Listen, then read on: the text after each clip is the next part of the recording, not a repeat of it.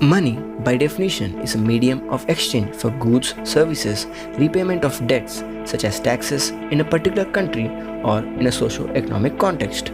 Now, let's go back in time, way long back before the concept of money was even invented. This is a time when there was no common commodity or means for exchange of goods and services, even for people like hunters and farmers to traders and merchants. Then how did they trade or do their business? Simple. The rudimentary and basic way is to exchange one's goods or services directly for the required goods or services which may be equal or greater in value. This system of exchange is known as barter system. This barter system depends on the double coincidence of wants, which means a situation where what one person wants to buy is exactly what the other person wants to sell. For example, there is an exchange to be taken between two individuals who want to exchange exactly a loaf of bread and a bag of apples. Then it is known as double coincidence or a perfect barter system. But this system has really many limitations in comparison to advantages. They are the need for double coincidence of wants, difficulty in division and subdivision of goods, difficulty in calculating the value of goods, difficulty in determining the value in case of service, and so on. Even with many limitations, this system has some notable advantages like it is a simple system free from the complex problems of the modern monetary systems. The problems of international trade like foreign exchange crisis and adverse balance of payments does not exist in the barter system. The interesting point is that this system has made a comeback using techniques that are more sophisticated to aid trading. This system was used till the coinage began in the early 600 BC in China and Lydia, but historians believe that the use of coins could be dated far before in India, which can be seen in the epics of Ramayana and Mahabharata as described in the ancient and sacred texts of Hinduism, where the coins were used for special exchange like goods and assets of greater value. The materials used as coins are mainly precious metals like gold, silver, and copper.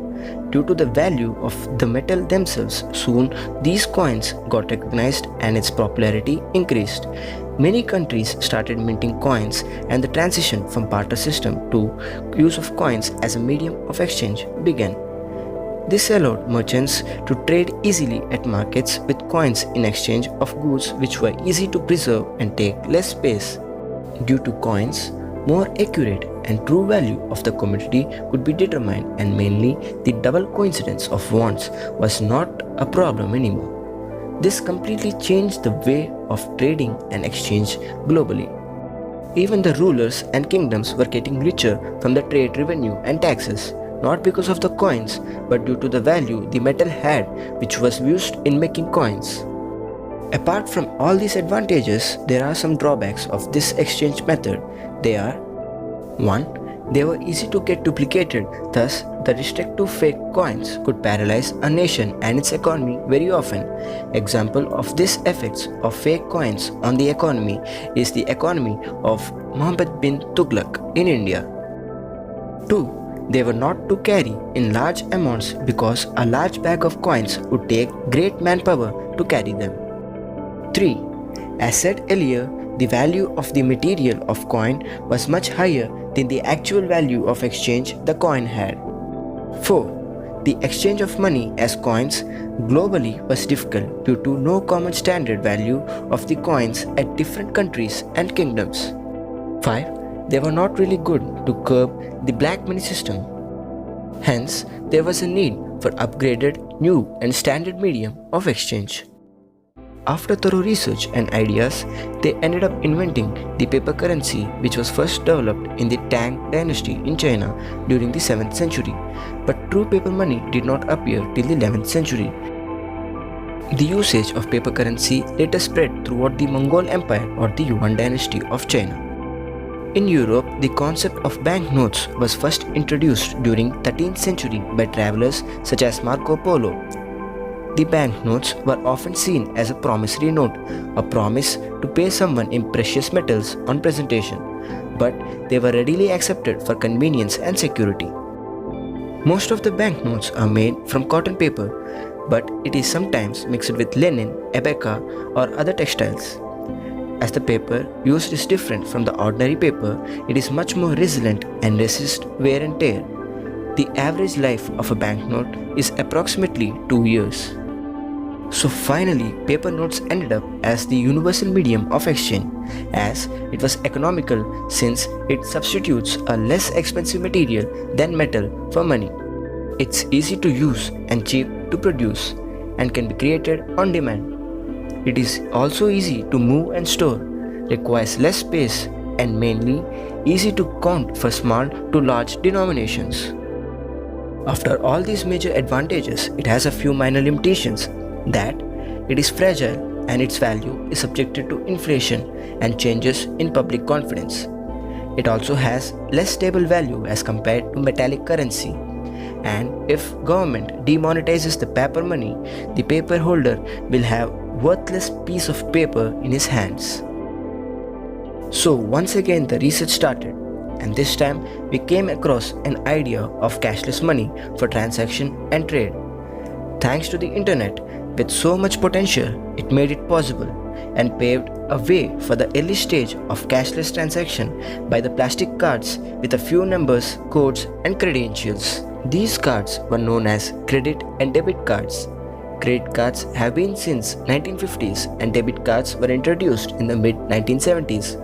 Though the two types of cards may be used interchangeably, there are notable differences between them.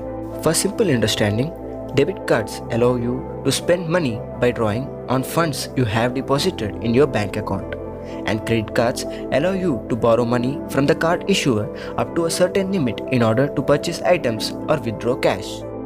With these cards, the change in the style of living had led to huge profits for companies issuing it, and also for each individual who did not carry cash while traveling or purchase, just a swipe and it's done.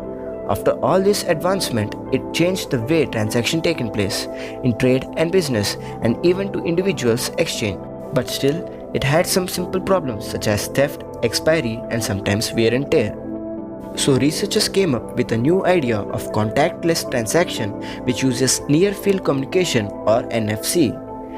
An NFC chip is installed in your phone, and an app from your bank could have your transaction done. Mainly during these pandemics like COVID-19, it is a real saver from the spread of disease. The other forms of exchange and new currencies in this modern era is the cryptocurrency or digital currency. It is nothing but a digital asset designed to work as a medium of exchange, wherein individual coin ownership are stored in a ledger existing in the form of computerized database. The inventor Satoshi Nakamoto invented the cryptocurrency Bitcoin in 2009 using a new way of blockchain technologies and decentralized digital currency. As of 2001, there were over 10,000 different types of cryptocurrencies. Few of the famous currencies are Litecoin, Bitcoin, Ethereum, Ripple, and etc. With the advancement of science and technology in the field of computers, researchers are finding innovative ways for exchange and transaction. One such example is the Amazon Go stores, where you can just walk in, grab what you want and go.